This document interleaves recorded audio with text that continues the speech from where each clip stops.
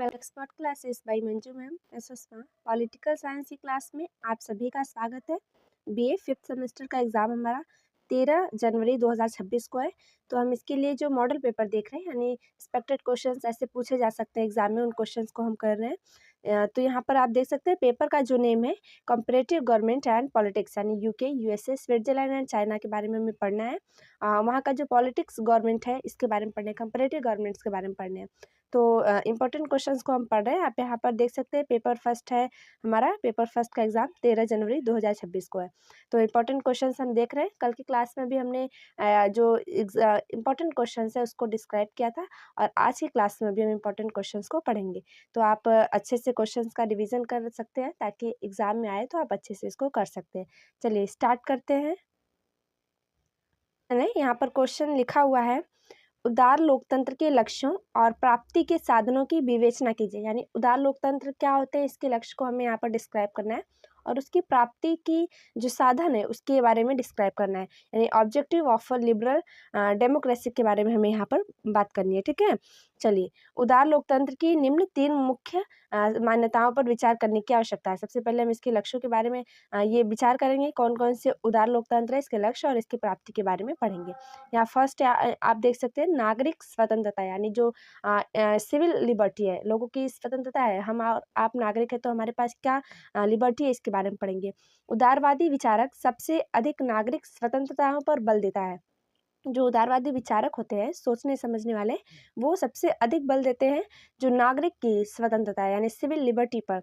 उनके मतानुसार स्वतंत्र विचार, यानी वो क्या कहते हैं कि स्वतंत्र विचार, स्वतंत्र रूप से विचरण का अधिकार, धार्मिक स्वतंत्रता, सरकार की आलोचना करने का अधिकार तथा संघ समुदाय के निर्माण का अधिकार लोकतंत्र का सार है। यानी लोकतंत्र क्या है, डेमोक्रेसी क्या है, इसमें लोगों को बोलने का अधिकार है, धार्मिक स्वतंत्रता का अधिकार, चाहे वो किसी भी धर्म को अपनाए, चाहे वो किसी भी मंदिर में जाए या मस्जिद में जाए, ये उसकी आज़ादी होनी चाहिए। सरकार की आलोचना करने की अधिकार उसको होना चाहिए, अगर सरकार गलत करे तो वो आवाज़ उठाकर बोल सके, उसकी आलोचना कर सके, और समुदायों का निर्माण कर सकते हैं यानी संघ बना सकते हैं। ये लोकतंत्र का सार होता है, डेमोक्रेसी का जो ये सार है।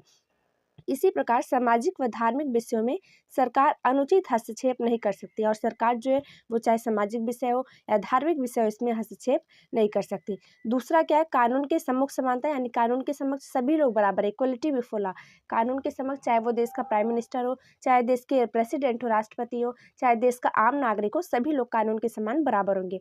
उदार लोकतंत्रवादियों ने समानता यानी इक्वलिटी की भी उपेक्षा नहीं की है, किंतु उन्होंने कानून के सम्मुख समानता यानी इक्वलिटी बिफोर लॉ की अधिक चर्चा की। इन्होंने भी इस पर बल दिया। कौन, उदारवादी जो लोकतंत्र है, यानी उदारवादी नेता जो है, उदारवादी लोग ये इस पर बल देते हैं कि कानून के समक्ष सभी बराबर होने चाहिए।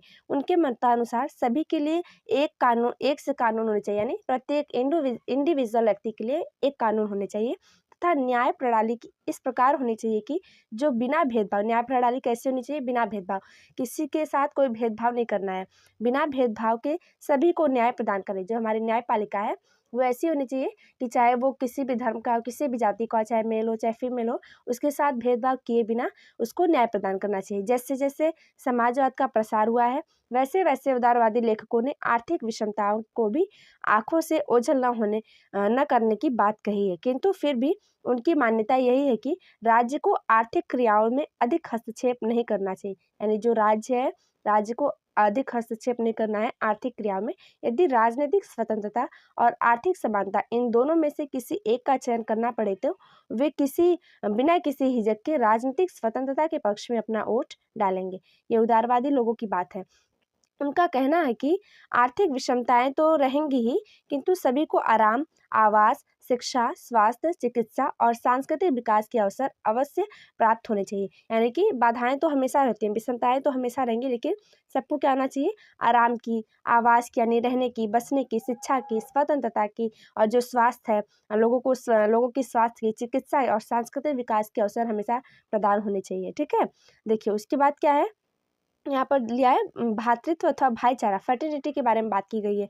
ये भी इसमें बताया गया है कि एक लोकतंत्रवादी देश भाईचारे की भावना की भी उपेक्षा नहीं कर सकता। यानी जो भाईचारे की भावना है, फर्टिलिटी है, इसकी उपेक्षा लोकतंत्रवादी देश नहीं कर सकता। उदारवादी लेखकों के मतानुसार लोकतंत्र में जाति, भाषा, धर्म या रंग के आधार पर ऊंच नीच की कोई गुंजाइश नहीं है। उदारवादी लोग क्या कहते हैं कि उनके मत के अनुसार ये है कि जो भाईचारे हैं इसमें क्या है, बिना जाति के, यानी जाति के आधार पर भेद नहीं कर सकते, भाषा के आधार पर नहीं कर सकते, धर्म के आधार पर कि कोई किस धर्म का है, रंग के आधार पर उनका रंग कैसा है, ऊंच नीच के आधार पर इसकी कोई गुंजाइश नहीं है भेदभाव करने की। प्रत्येक व्यक्ति को एक दूसरे के विचार व जीवन पद्धति का सम्मान करना चाहिए, यानी चाहे जितने भी धर्म के लोग हो, चाहे जिस जाति के लोग हो, चाहे ऊंच हो नीच हो, उनको सभी को क्या करना चाहिए, एक दूसरे का सम्मान करना चाहिए। ये मानव जाति के लिए हितकारी है, सभी का सम्मान करना। यहाँ पर देखिए उद्देश्यों की प्राप्ति के साधन, यानी जो उदारवादी है इसके उद्देश्यों की प्राप्ति के साधन क्या है, means to attain the objectives. उपयुक्त लक्ष्यों की प्राप्ति के लिए उदार लोकतंत्र के समर्थकों ने निम्नलिखित उपाय सुझाए। कौन कौन से उपाय हैं यहाँ पर हम देखेंगे। फर्स्ट है, यहाँ आप देख सकते हैं, एक ऐसा संविधान जो शासन के सभी अंगों की शक्तियों को सीमित व संतुलित रखे तथा नागरिकों को कुछ मूलभूत अधिकार अवश्य प्रदान करता हो। पहला लक्ष्य क्या है कि ऐसा संविधान हो जो शासन के सभी अंगों को, यानी जो शासन है इसके सभी अंगों की शक्तियों को सीमित कर रखे। ऐसा नहीं कि जो पद पर है, शासन के पद पर, यानी कोई लोकसभा में, कोई राज्यसभा में, कोई प्रधानमंत्री, प्राइम मिनिस्टर है, राष्ट्रपति है, तो वो मनमानी करे, ऐसा नहीं। सबकी शक्तियों को समेट के रखा गया, वह संतुलित रखे तथा नागरिकों को कुछ मूलभूत अधिकार अवश्य प्रदान करता है। और नागरिकों को अधिकार हो, जैसे बोलने का अधिकार हो, आज़ादी का अधिकार हो, सरकार के लिए बोल सके, उनकी आलोचना कर सके, इसका अधिकार नागरिकों के पास होना चाहिए। दूसरा क्या है, विचार, भाषण व प्रकाशन की स्वतंत्रता तथा राजनीतिक दलों के गठन का अधिकार होना चाहिए, यानी उनके अपने विचार रखने की आज़ादी होनी चाहिए, भाषण देने की आज़ादी होनी चाहिए, ये सभी हमारे मौलिक अधिकार है। और प्रकाशन की स्वतंत्रता तथा राजनीतिक दलों के गठन का अधिकार, वो राजनीतिक दल बना सकते हैं, इसका अधिकार नागरिकों को होना चाहिए।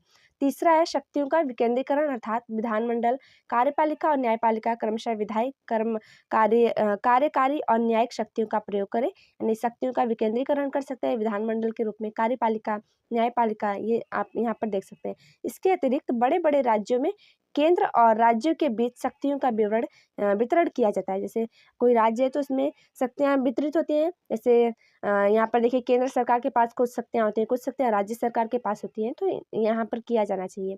तथा स्वशासन की संस्थाओं का विकास किया जाए।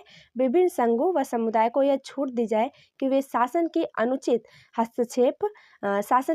हस्तक्षेप से मुक्त रहकर अपने अपने नियमों के अनुसार अपने कार्य को चलाए। ये लोगों को इतनी आज़ादी होनी चाहिए। चौथा क्या है, फोर्थ पॉइंट है, विधि का शासन यानी रूल ऑफ लॉ तथा न्यायपालिका की स्वतंत्रता यानी इंडिपेंडेंस ऑफ जुडिशरी, ये होनी चाहिए, यानी विधि का शासन होना चाहिए, रूल ऑफ लॉ, और न्यायपालिका की स्वतंत्रता इंडिपेंडेंस ऑफ जुडिशरी।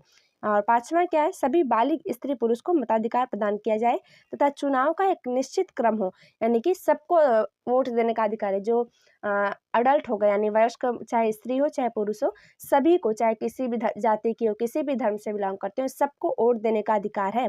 तो यहाँ पर इसके बारे में बात की गई। दूसरे शब्दों में प्रति 4 या 5 वर्ष बाद चुनाव होते रहे ताकि जनता अपने प्रतिनिधियों का चुनाव कर सके। अगर देखिए 4-5 साल बाद चुनाव नहीं होते तो जो एक लीडर हमने चुन लिया वो हमेशा के लिए हो जाते हैं, चाहे वो कुछ भी करे, हम उनको चेंज नहीं कर पाते। लेकिन हर 5 साल बाद लोगों को, जनता के पास ये आज़ादी है कि वो अपने लीडर्स को बदल सकते हैं, दूसरे लीडर को भी चुन सकते हैं, ताकि जनता अपने प्रतिनिधियों का चुनाव कर सके।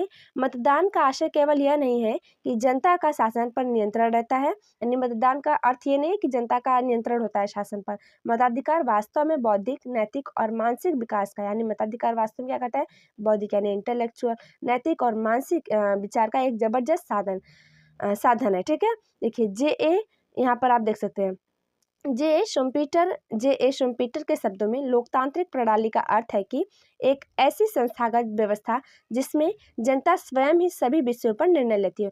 इनके शब्दों में बताया गया है कि, इनके शब्दों में JA शुम्पीटर के शब्दों में बताया गया है कि लोकतंत्र क्या है, एक ऐसी संस्थागत व्यवस्था है जिसमें जनता स्वयं ही सभी विषयों पर निर्णय लेती है।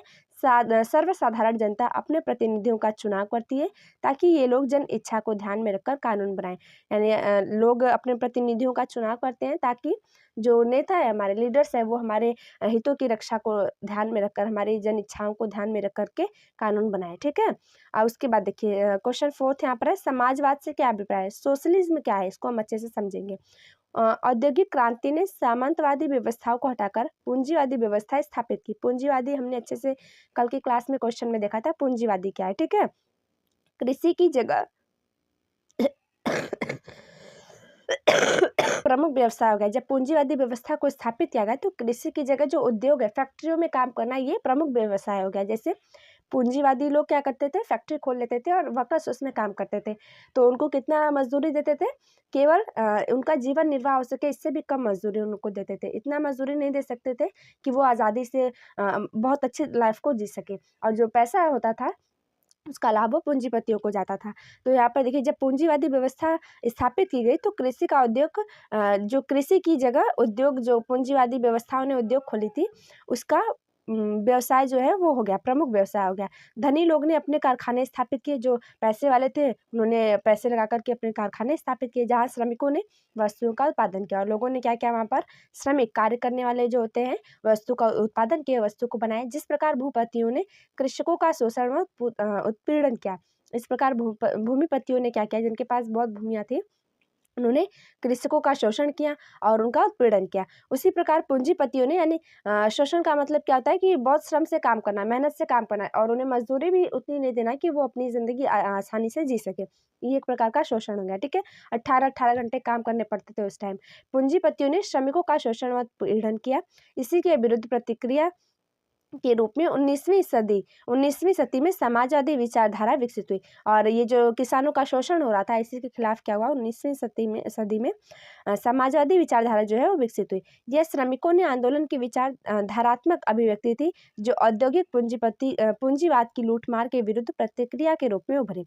यद्यपि इसके समर्थकों के विचार में अंतर थे, जो इसके समर्थक थे उनके विचार में क्या अंतर थे, किंतु सभी ने कुछ विशेष बिंदुओं पर बल दिया। जैसे समाज की नई आविष्कृत व्यवस्था हो, जो स्वार्थी की जगह सामाजिक, प्रतियोगी की जगह सहयोगी, व्यक्तिगत आत्मपूर्ति और स्वार्थ की जगह सामाजिकता के पक्षों को मान्यता दें। लोगों ने ये अपनाया कि यहाँ पर आप देख सकते हैं, जैसे समाज की नई आविष्कृत व्यवस्था हो, जो स्वार्थी की जगह क्या हो, सामाजिक हो, यानी स्वार्थी लोगों की जगह सामाजिक लोगों, प्रतियोगी की जगह सहयोगी लोगों, सहयोग करने वाले लोगों, और व्यक्तिगत आत्मपूर्ति और स्वार्थ की जगह सामाजिकता के पक्षों को मान्यता दे। निजी संपत्ति के संग्रहण व प्रयोग पर कठोर सामाजिक नियंत्रण हो, या तो आर्थिक समानता हो या कम से कम योग्यता सामाजिक दृष्टि से आकी गई के अनुसार पुरस्कार दिए जाए, या माध्यम स्थिति के अंतर्गत आवश्यकता के अनुसार पुरस्कारों का मूल्यांकन हो। ये सोशलिज्म में बताया गया। देखिए, सोशलिज्म समाजवाद ऐसा पदबंध है जिसकी मानक परिभाषा प्रस्तुत करना कठिनाई की बात है। यानी समाजवाद ऐसा एक पदबंध है जिसकी मानक परिभाषा प्रस्तुत करना क्या है, कठिनाई है। जोट के अनुसार यहाँ हमें 3 कठिनाइयों का सामना करना पड़ता है। प्रथम, समाजवाद एक प्रकार के सिद्धांत तथा विश्व के सब जगह चल रहे राजनीतिक आंदोलन दोनों का द्योतक है, अर्थात इसके सैद्धांतिक व व्यवहारिक पक्ष हैं। दूसरे, समाजवाद के 2 और पक्ष है, राजनीतिक तथा आर्थिक, अर्थात यह केवल राज्य की सत्ता पर अधिकार करने की इच्छा नहीं रखता, यह राष्ट्रीय अर्थव्यवस्था को भी एक नया रूप देना चाहता है। अंत में, संसार में सब जगह इसके समर्थक हैं, जो अपने अपने मतों तथा व्याख्याओं से इसे संतुष्ट करते हैं। इन सभी कठिनाइयों को देखते हुए जोड़ इस निष्कर्ष पर पहुंचा है, संक्षेप में समाजवाद ऐसे टोप के समान है जो अपना रूप खो चुका है, क्योंकि प्रत्येक व्यक्ति इसे पहन लेता है। संक्षेप में समाजवाद के बारे में क्या बताया गया है, किसके अनुसार बताया गया है, तो जोट के अनुसार। यहाँ पर इंपॉर्टेंट है, ठीक है। इन्होंने क्या कहा है, देखिए, इन सभी कठिनाइयों को देखते हुए जोट इस निष्कर्ष पर पहुंचा है, संक्षेप में समाजवाद ऐसे तोप के समान है जो अपना रूप खो चुका है। समाजवाद ऐसा हो चुका है कि अपना रूप खो चुका है, क्योंकि प्रत्येक व्यक्ति इसे पहन लेता है, समाजवाद को, है ना।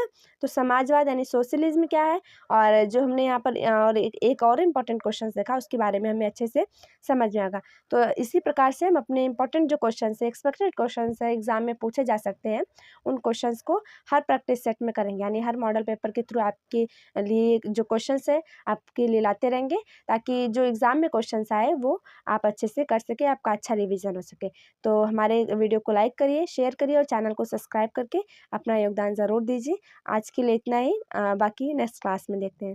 Thank you.